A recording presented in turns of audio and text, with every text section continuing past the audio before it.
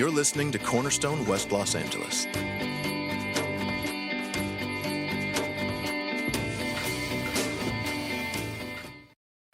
We're starting a new series today. We are in a new area, a new series, and we are going to spend some time over the next 6 weeks in the Psalms. We were going to name it the Summer Psalter, possibly 6 Summer Psalms. There was a whole thing that happened, but we just decided to name it Living the Psalms because that's what we're going to be talking about. The Psalms are basically the songbook of the Bible. They're prayers set to music for God's people. And so, when you read a lot of the Bible, it speaks sort of to you. And when you come to the Psalms, in a lot of ways, they're speaking for you. What the Psalms do is they put the experiences of life as lived, they put those experiences into words, and then they help you connect those experiences to God. And so in a way, the Psalms sort of reflect your life, and then in another way, the Psalms give you guidance as to how to live your life. They show you how to respond to life. And that's what we'll be doing for the next 6 weeks. We're going to be letting the Psalms help us learn how to respond to the things that happen in our life. So, what do you do when you fail? What do you do when you succeed? What do you do when you're spiritually dry? What do you do when you suffer? The Psalms show us how to respond to these things in a way that connects you to God and that leaves you stable. It stabilizes you and supports you. And they do it by giving us examples of this. They do it by speaking for us. And a lot of scholars will look at the Psalms, and if you've read the Psalms, you'll notice this too. They tend to come in types. There are confession psalms, and there are thanksgiving psalms, and there are lament psalms, and there are worship psalms. And in this way, the types of psalms, really what they are is just different ways to respond to different circumstances in your life. How do you respond to what happens in your life? The Psalms show you how. And if you need stability underneath any situation in your life, it starts with the kind of psalm we look at today. It starts with adoration. We're going to look at an adoration psalm this morning. Psalm 145, that's on page 524 of your pew Bibles. And it'll be on the screen as well, and we're going to read the whole thing. We won't have time to go line by line through it, but there is a lot that we're going to learn. So, here is Psalm 145. David's writing this. He says, I will extol you, my God and King, and bless your name forever and ever. Every day I will bless you and praise your name forever and ever. Great is the Lord, and greatly to be praised, and his greatness is unsearchable. One generation shall commend your works to another, and shall declare your mighty acts. On the glorious splendor of your majesty and on your wondrous works I will meditate.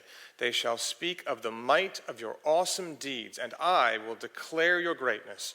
They shall pour forth the fame of your abundant goodness, and shall sing aloud of your righteousness.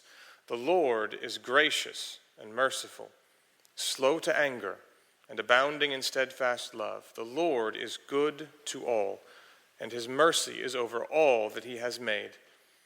All your works shall give thanks to you, O Lord, and all your saints shall bless you. They shall speak of the glory of your kingdom and tell of your power, to make known to the children of man your mighty deeds and the glorious splendor of your kingdom. Your kingdom is an everlasting kingdom, and your dominion endures throughout all generations. The Lord is faithful in all his words and kind in all his works. The Lord upholds all who are falling and raises up all who are bowed down. The eyes of all look to you, and you give them their food in due season. You open your hand. You satisfy the desire of every living thing. The Lord is righteous in all his ways and kind in all his works. The Lord is near to all who call on him in truth. He fulfills the desire of those who fear him. He also hears their cry and saves them. The Lord preserves all who love him, but all the wicked he will destroy. My mouth will speak the praise of the Lord, and let all flesh bless his holy name forever and ever. This is the word of the Lord. Now, this is the baseline approach of the Psalms. What you're getting is an example of kind of the fundamental posture underneath every psalm and basically underneath everything written in the Bible. There is a way in all of life to understand God as someone worth adoring. And it's that undergirds every other response you will have in your life. The adoration of God.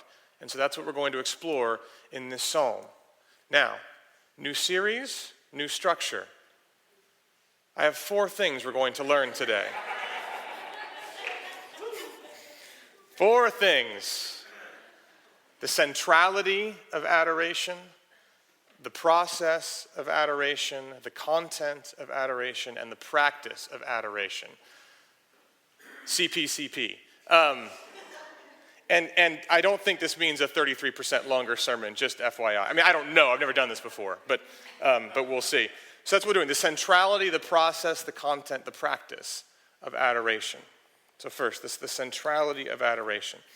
You look at the psalm, it's meant to be sung by a congregation, but you read it, it's very personal. I will extol you, my God, my King. These are the things David's saying. And as you go through, what you realize is he exhausts the vocabulary of adoration in the Hebrew language. And frankly in English. Praise, extol, bless, commend, declare your greatness, sing aloud. There's more. He exhausts the vocabulary of praise. He exhausts the vocabulary of adoration. So this psalm then, both personal and kind of exhaustive, this is a window into what David thinks about when there's nothing else for him to think about. When there's nothing else for him to explore, what does he explore? He explores the beauty of God, the greatness, the goodness of God. That's what he does. That's how it's so personal and how he knows all the vocabulary, because this is where he spends his time when there's nothing else to think about. Now, we all have something we think about when there's nothing else to think about, which means we all adore something. So you and I, we have something we know all the vocabulary words for. And that means we all adore something. There are things you know those words for because they're the things you think about all the time. There are things that you stare at in your heart. You turn over in your mind. You sort of find yourself returning to without really trying. So, what preoccupies you? What does your mind go to over and over again without you really having to try to think about it? What do you think about when there's nothing else to think about? That is what you adore. That's what you know all the vocabulary words for. And now here's the issue. The responses in your life, the way you respond to your life, the way you process your circumstances, the way you live, it's all keyed off of what you adore. See, for example, what makes you, when do you feel like a failure? And what do you do about it? That's going to be keyed off of what you adore. If you adore, business success, romantic success, a certain kind of identity that you have for yourself, social success, it's going to completely change how you understand what failure is and how you're going to respond to it. I used to, early on in my ministry, I worked a lot with college students at a variety of colleges in Los Angeles. And there was always one type of student that you'd meet. And it was the kind of student who had been a very good student for a long time in high school, and they would come to college. And they would continue. They were very driven, very ambitious. But you're a freshman in college, and you meet new people, and your parents aren't around to check if you did your homework, and you just sort of begin to explore this whole new side of life. And so you find yourself goofing off instead of studying, and midterms come around, and all of a sudden they're getting how dare they, B's on their midterms, maybe even C's. A few of them would actually fail, a midterm or two. And so I talk with these students, and what you'd find is the way they processed failure, the way they understood what failure was tied ultimately to the thing that they thought about more than anything. And for this particular set of students, it was their parents' approval. They knew all the vocabulary words for what would make their parents happy. It's what their mind went back to when they had nothing else to think about. The kind of person they needed to become, the kind of person they needed to be, the kind of things that would make their parents happy. And so all of a sudden, to get a B, to get a C, to fail a midterm, it was absolutely devastating for them.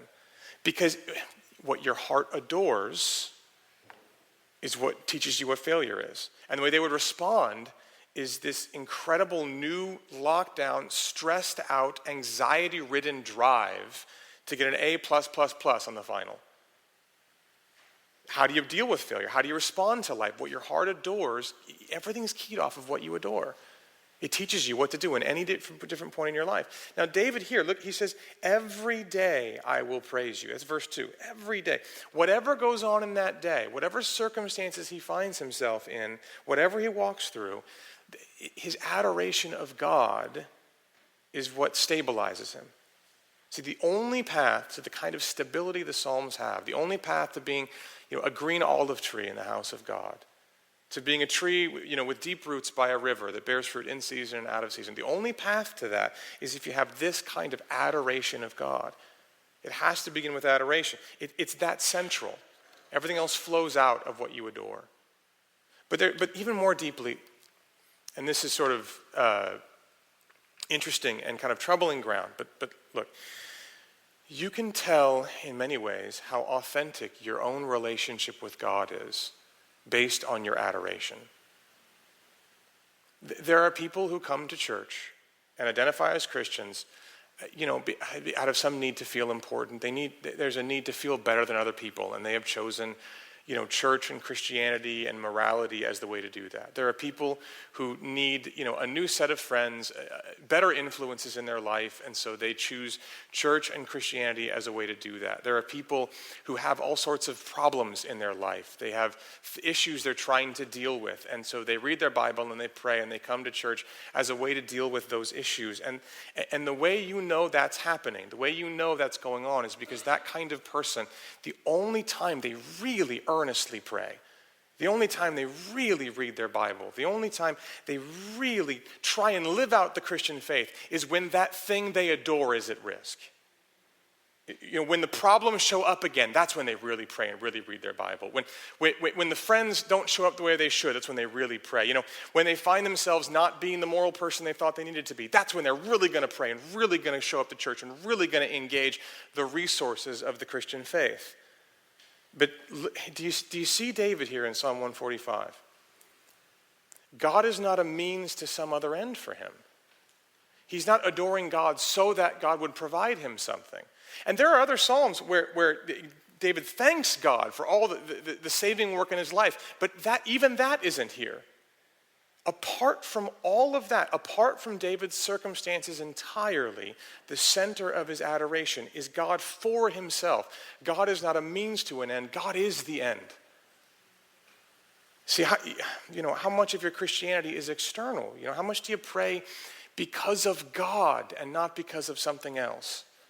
Because it is, how easy is it to slowly let your pursuit of God and your spiritual life and your Christianity sort of be put into service to some other thing? And how do you know if you've had a genuine encounter with God? How do you know if the whole thing has reached your heart? How do you know if you're not just here for the approval, for the things everyone gets to see, for the measurable, for sort of the quantifiable evidence that this is having some sort of positive impact in your life? How do you know if this is actually real for you? I tell you, it's by how often you adore God for himself and not for some other purpose. To be a Christian, you see, it's to value Jesus above all the other things. It's to value Jesus above even all the things he does for you, which you thank him for. Your life isn't anchored in something Jesus gives you. It's anchored in Jesus. That is what it is to be a Christian. And so do you see how central adoration is? See how important this is to life, just as a human being. Adoration is central. Do you adore him? Do you ever adore him just for him? Adoration is central. Now, second, what's the process then? So if it's that central, what does it look like? What's the process of adoration? How do you do this? Now, I think on the ground, a lot of us, when we find ourselves saying, okay, maybe you were young and you learned the prayer acronym, ACTS, adoration, confession, thanksgiving, supplication, which is a fancy word for asking for stuff. So the first thing I got to do, I'm going to pray, I'm going to adore God. And so you sort of sit down and basically you just start sort of thinking up compliments. You're not poorly intentioned. It's almost like you're filling out a birthday card for someone you don't know very well at the office. You're sort of like, I don't know, Fred, you really light up the office. I don't know, you don't know Fred. You're just trying to come up with something. And while I think a lot of us are sincere in this, there is an element to where on the ground you start going, okay, what is adoration? It's just, I guess, thinking up some nice things to say. And yet that approach would show us that we've actually got things reversed. We don't really understand the process of adoration. Now, C.S. Lewis struggled with this a lot. He has a whole chapter on it in a book he wrote on the Psalms. And he struggled with the idea of God sort of wanting people to list out compliments about him. Why is God asking us to come up with sort of approving things to say? Is he asking us to pad his ego? This doesn't sound right, but he had a hard time sort of figuring it out. And he said the way he figured it out, he said, it was when I just looked around at the world. He said, basically, if you look, the world is full of adoration and praise. People are always adoring stuff. They're always talking things up. They're always praising things. He says, if you look, you'll see that any enjoyment spontaneously overflows into praise. So what he means is that, something as small as when you have a really good meal, even if you're by yourself, sometimes you'll find yourself saying out loud, wow, this is delicious. Who's the for? No one's there. No one's there to hear that. No one's there to hear you say it's delicious. Why are you doing this? He says, no, anything you find good or beautiful, you're just sort of naturally inclined to praise it. You're naturally inclined to respond to it. And that's the natural way we are. He says, we just learned over time that it's not really socially acceptable to go on and on about everything you enjoy. And so we just sort of stopped doing it in front of other people for at least for minutes and minutes on end. But if you think of adoration as the giving of compliments, as the heaping up of sort of nice things to say about God, you've gotten it backwards. See, adoration doesn't start with the praise. Adoration starts with the object of praise. Adoration starts with the thing that's beautiful, with the thing that's good. That draws it out. I talked once with a British veteran of World War II, and he was on the boats, the battleships. And he said, he was young, and he said, so they would make the younger officers go guard the deck, which is basically like, what are we guarding it against exactly? Who's attacking the deck? It's dark, it's the middle of the night. We have radar. There's nothing I'm going to do sitting here on the deck, doing anything. But you'd go up, you would, and you'd sit there for, hours and hours guarding. And he says, I remember just looking up at the sky, and there's no light pollution. You're not in London, you're not in L.A., you're out in the middle of the ocean. You're as far from man-made light as you possibly could be. And he said, you'd look up and you just see stars behind stars, behind stars, behind stars. And he says, there was this, you'd find yourself saying things to no one in particular about it. There's something so beautiful about it, something so compelling that you would exhaust the vocabulary. You can't capture it in words, but you'd still try. It's a natural human thing to do. This is what adoration is. It draws it out of you. When you go to the Grand Canyon, you don't look around and go, what are some nice things to say about this? No, it draws it out of you. It draws out a response. And that's what David is experiencing. Look at verse 3. Great is the Lord and greatly to be praised. In verse 5, the glorious splendor of his majesty. Verse 7, his abundant goodness. It doesn't start with his praise. It starts with God's glory. Who God is draws out the praise. It draws out the adoration. And that's what adoration is. That's the process of adoration. It's the response to beauty. It starts with the thing that's good and beautiful. And God is the ultimate good and the ultimate beauty in all of the universe. And therefore, that's adoration, is setting your sights on that and letting it draw out the praise. It's the process. So the centrality of the process, now the content. So what happens then exactly? So you put yourself in front of this God that is eminently worth adoring. What does it look like to have that drawn out of you? What is it about him that draws it out? And David gives us a couple of answers. God's greatness and his goodness. That's what he gives us. If you look at the psalm, he actually goes back and forth between the two. Greatness, goodness, greatness, goodness. And if you want God's beauty to draw adoration out of your soul, if you want to have the kind of stability that comes from that, then you'll need to see these two things. You need to see his greatness, you need to see his goodness, his holiness and his grace. That's what you need to see. Now you look through the psalm. It starts with greatness. After he's done talking about how he, in the first couple of verses, I'll extol you, I'll praise you. It opens, David ties it all, the greatness, to the idea of God as king. So you see that in verse 1, my God and my king, the idea of glorious splendor of his majesty, sort of he's heaping up words. He's trying to, this is what happens when you look at stars behind stars behind stars. You don't have words for this, so you just start sort of heaping them together. The glorious splendor of his majesty. This is king language. The might of his awesome deeds. This is kingdom stuff. And then in verse 11 and 13, the glory of your kingdom. Your kingdom is an everlasting kingdom. And this makes sense. David was king. He was a king. And a pretty powerful king at the time. As he's writing this, he's in the top 10 list of kings in his known world, And yet, you see, sometimes you feel big walking around. You walk around life and you feel like you kind of got some things handled, you know what's going on. And then the light goes away and you look up at stars behind stars behind stars and you feel small. And David is a big king until he looks up at God and he feels small.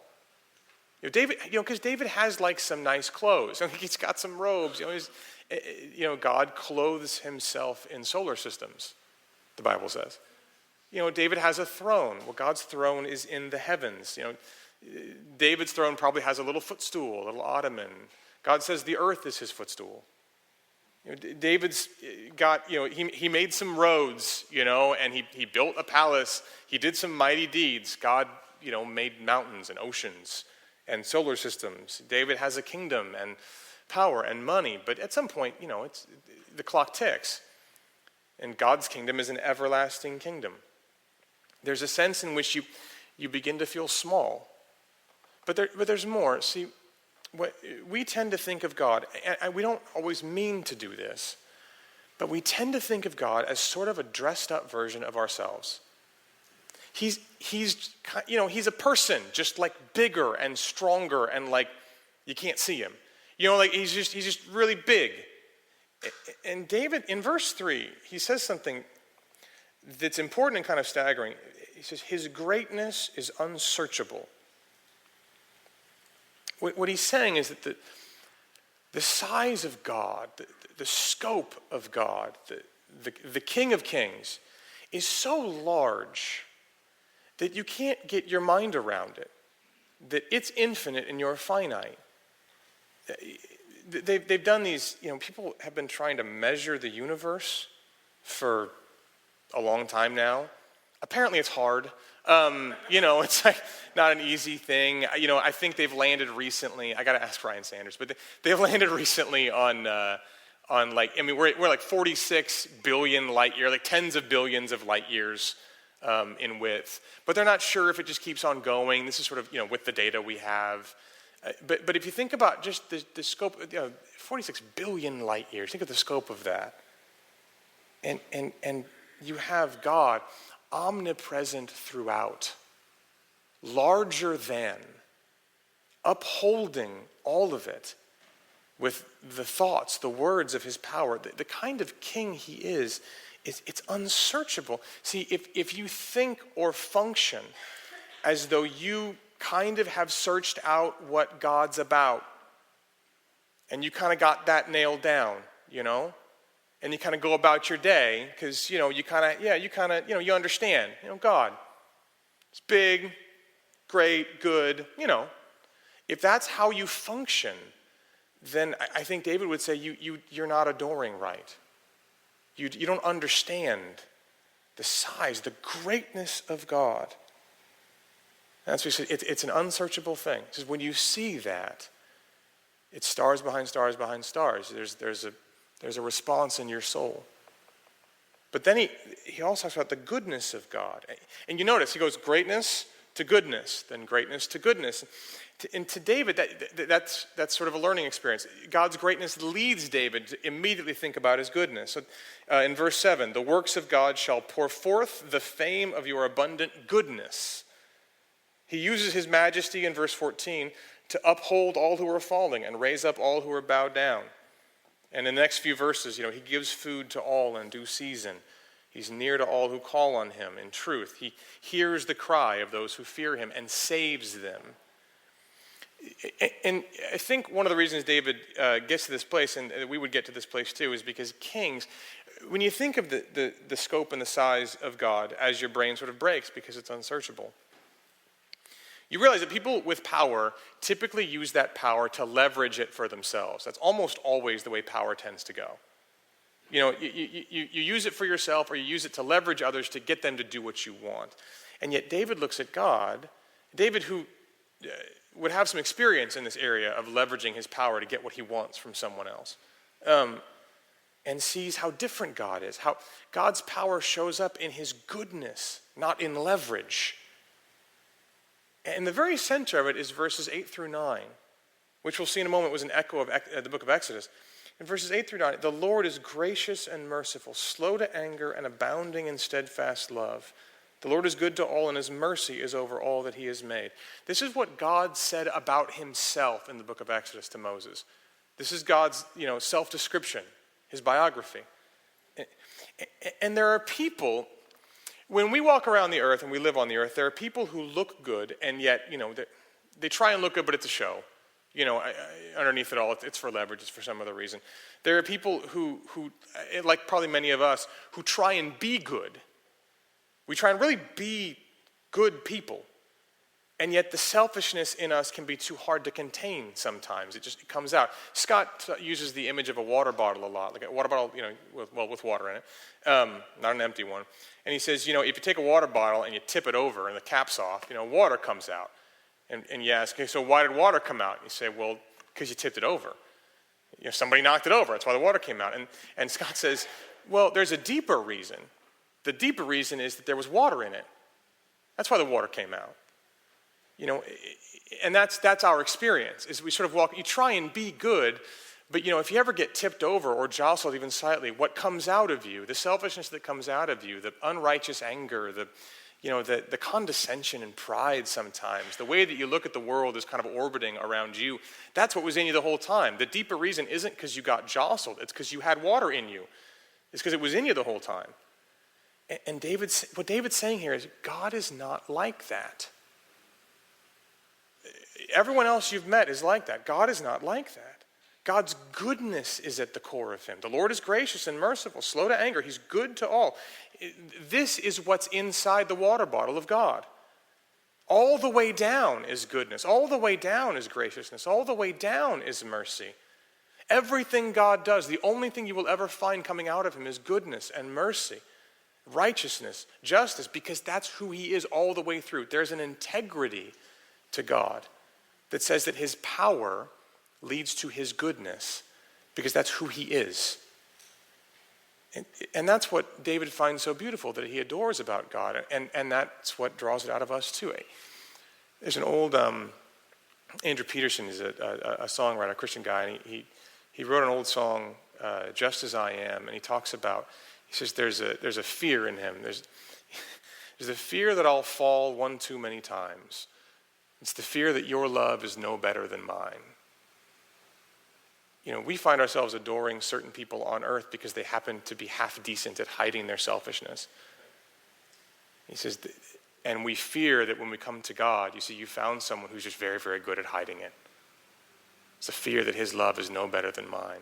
And David comes in and says, no, his goodness runs all the way down. His greatness and his goodness. And now David puts them together. You see this all over the place. This is the beginning of the Lord's Prayer. Our Father who art in heaven. Goodness and greatness. Do you see? It's all over the Bible. And it's almost as though David is on a pendulum. The swinging back and forth. He swings into God's greatness, and then that sort of propels him back into God's goodness, and then further back up into God's greatness, then even further back up into God's grace and goodness. And by the end of the psalm, you have this picture of a God who's so gracious with the goodness and the greatness of his power that you can't help but adore. This is the idea, But notice something.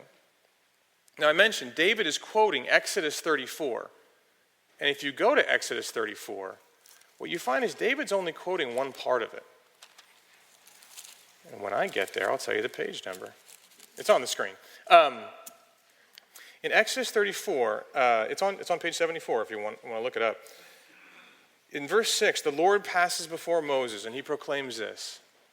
The Lord, a God merciful and gracious, slow to anger and abounding in steadfast love and faithfulness, keeping steadfast love for thousands, forgiving iniquity and transgression and sin. This is what David's quoting.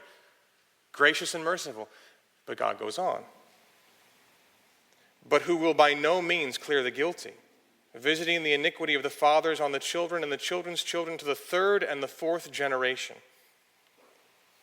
Now, David's only quoting the first part.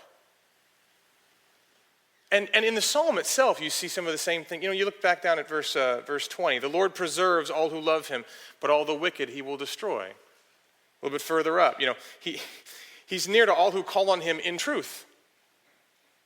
What happens when the ones who love him are wicked? What happens when the ones who call on him aren't calling on him all the way in truth? What happens when the God who is gracious and merciful is also great and judge and righteous, to which any slight sin, any affront, hits greatness like, water on a hot stove. It just sizzles right up. Do you see what happens in this situation? David, when you really understand God's greatness and God's goodness, you need to find some way to resolve them, to find some way to put them together. And David seems to think they'll get resolved. That's why he quotes the first half. He seems to think this is all going to pan out, but he doesn't explain it. You see, but we know someone who does. See, the pendulum we're talking about, you go back and forth, and greatness into goodness, and greatness into goodness, deeper and deeper and deeper. Ultimately, Jesus Christ on the cross, the crucified Jesus, that's where they get resolved, and that's where the pendulum is. He's the one who explains it.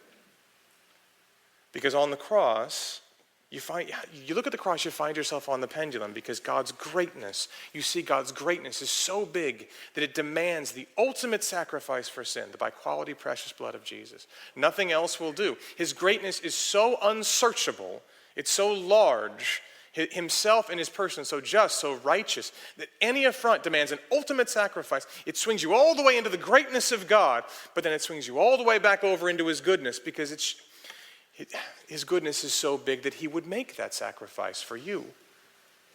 That he would make that ultimate sacrifice willingly, happily, under immense suffering. That he would take hell into himself for you. Do you see the pendulum? Greatness and goodness, greatness and goodness. Where do they come together? It's on the cross. It's in the gospel of Christianity. This is where you see the greatness and the goodness, and this is where adoration happens. See, it's like a pendulum. You need both of these things if you ever really want to adore. With a pendulum, you pull back just a little, and you go over to the other side just a little. Just a little bit, a little bit, a little bit. You have to pull all the way back on one side to get all the way over on the other. You see, you have to have all of both for a pendulum to work the way it's intended. In the same way, you see, if you only have a little bit of God's greatness, you only have a little bit of God's love. See, if his greatness isn't unsearchable for you, if you say things like, well, my sin isn't that big of a deal. I mean, he's big enough. I'm sure he'll overlook it, which is a sort of funny way to minimize him. It's whatever. I'm sure he's fine. I'm sure he can take it. It's not, sin isn't that big of a deal. He can sort of just forgive and overlook it, can't he? If you say that, you've pulled only a little bit back of God's greatness. You know what happens? You only get a little bit of God's love. Because you end up with a God for whom it costs nothing to save you. What does love cost him? What do you say? I don't know. He just sort of decided to forgive. It cost him nothing. You know nothing of a Savior who makes an ultimate sacrifice with precious blood on a cross, willingly, with tears and thorns, because of how deeply he loves you. No, you have to have both. The pendulum works in the big swings. And if it does, you see it swings higher into each, and adoration happens. And you were made for this. There's sometimes, occasionally, you'll find me playing music up here, and one of the things I like to do when no one's around is when I'm playing the bass, I'll try and find the one the really deep note that makes the snare drum rattle. I don't know, it's just kind of fun. But it's interesting that happens. There's a frequency that essentially, in the way sound waves work, it's deep and it's got to be the right one. And if it's the right one, it makes that thing move. Won't touch it. I'm not touching it. No one's over there. But you see, those sort of springs underneath that snare drum, they essentially are built in such a way that they reverberate to a certain note, a certain frequency. You are built to reverberate in adoration on the greatness and goodness of God.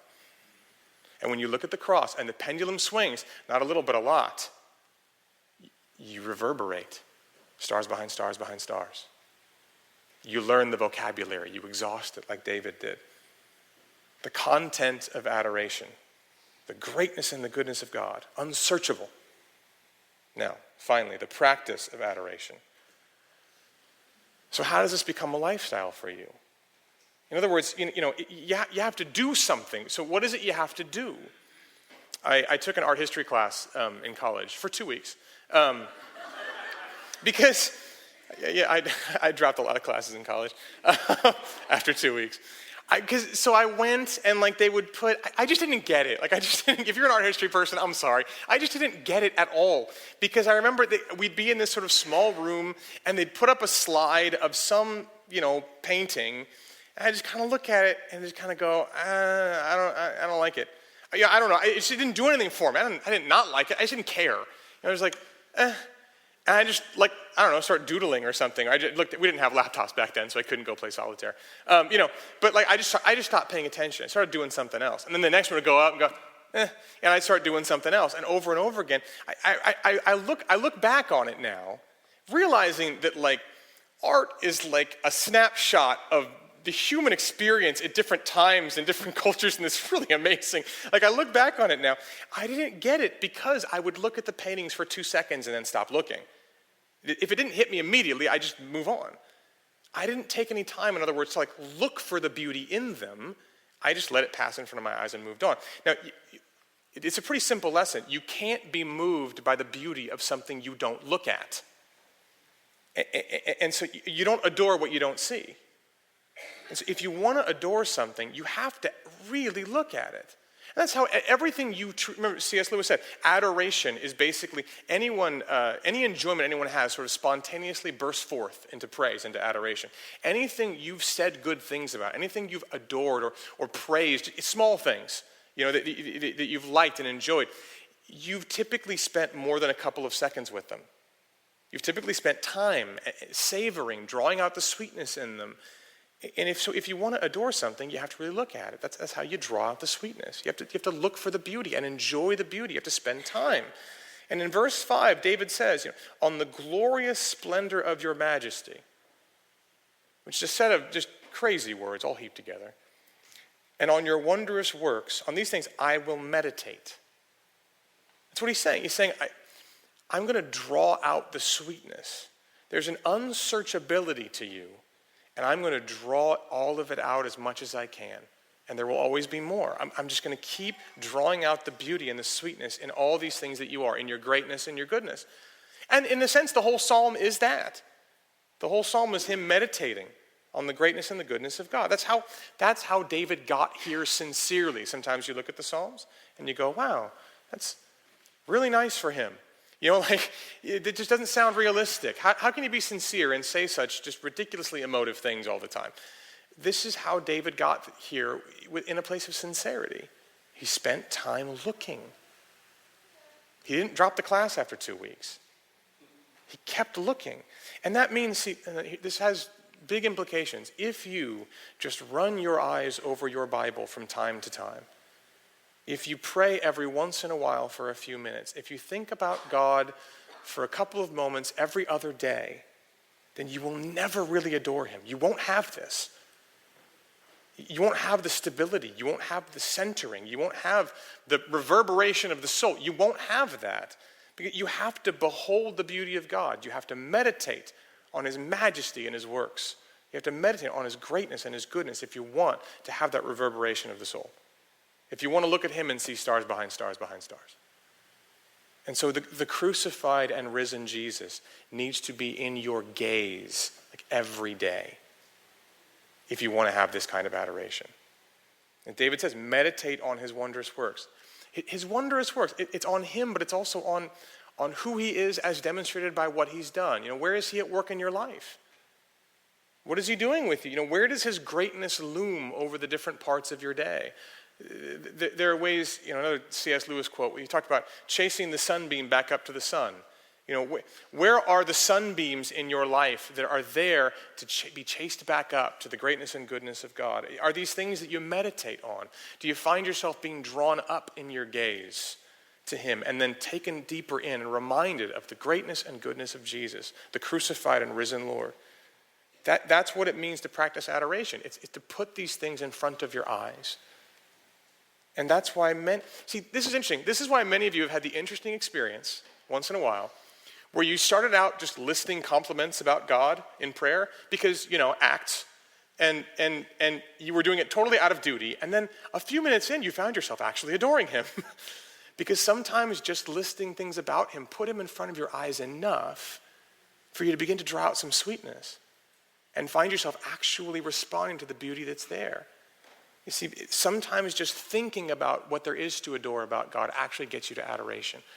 But if you put him in front of your gaze, do you gaze at him? There's more you can do than just wait around for the listing of compliments to work. When you go to prayer, when you go through your life, when you look for responding in your life, you see, how can you live this way? How do you root the responses of your life around something as stabilizing, as soul reverberating as this? You put him in front of your gaze. You do it in Scripture, you do it in prayer, you do it in your thoughts about him throughout the day. The crucified and risen Lord has more greatness and goodness than anything you will see as you walk through your life, and it will shine his light on everything you see as you walk throughout your day. You adore by meditating. You practice it by putting it in front of your gaze. And in that sense, this is how then adoration, sort of this beauty, this soul reverberation, this is then the bridge to the rest of the lifestyle in the Psalms. Without this, none of them work. Without this, they all fall apart. But with this, they all hold together. We're going to talk about confession and we're going to talk about thanksgiving and lament and worship. And see, the reason you confess, the reason that's a response in your life to your personal failures is because you're so convicted of the greatness and goodness of God. It's in your gaze enough that you don't want to offend him. And when you do, you want to talk about it. And you've beheld him to such a degree that you know the forgiveness that's in him. That's why you confess. That's how you get to the response. It's through adoration. You give thanks because you're so convicted of the beauty of God that you know all the things around you come from his hand, he who satisfies the desire of all things. You lament because you're so convicted of the greatness and goodness of God that you know he is someone who will stand with you in your suffering and be compassionate on you. You worship because you're so convicted of the greatness and goodness of God that you want your whole life inside and out to revolve around him. The lifestyle of the Psalms all comes back to adoration, and adoration comes back to beauty, and beauty comes back to God. So have you put him in front of your gaze? There's a beauty and goodness in God that can make your soul reverberate, that can make the responses of your life stabilized and revolving around him. It can turn you into a tree with deep roots that bears fruit in season and out of season. Have you turned your eyes upon Jesus? There's an unsearchable riches there, and he's invited us to gaze on him. Let's pray. Thank you for listening to Cornerstone West Los Angeles. For more information, please visit us on the web at cornerstonewla.org.